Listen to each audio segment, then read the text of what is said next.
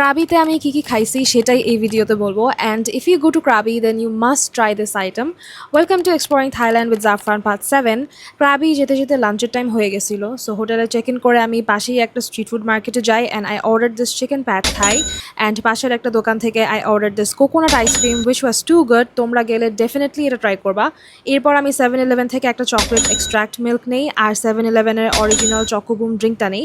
এরপর রাতে আমি আবার 7-Eleven থেকে বুলডাক কার্বোনারা নেই ফর ডিনার, যেটা আমি রুমে যে বানায় খাইছি। ওই দিন আসলে আই ওয়াজ মিসিং হোম, তাই বাইরে খেতে মন চাচ্ছিল না, আর বাসায়ও আমি এইভাবে বুলডাক বানায় খাই রাতে। আর ওই স্ট্রিট মার্কেট থেকে চিকেন গ্রিল নিয়ে আসছিলাম বাই দ্য ওয়ে। এরপর I went to have a feet massage. পরের দিন আমার একটা ট্যুর বুক করা ছিল অ্যান্ড ওখান থেকেই ওরা আমাদের বুফে লাঞ্চ করায়। অনেক রকম আইটেমস ছিল বুফেতে, বাট এই টমিয়াম স্যুপটা আমার কাছে বেস্ট লাগছে। দেন রাতে আমি আমার হোটেলের সামনে একটা দোকান থেকে আবার কোকোনাট আইসক্রিম ট্রাই করি অ্যান্ড একটু ফ্রুটসও নেই। আর lastly I have this shawarma for dinner.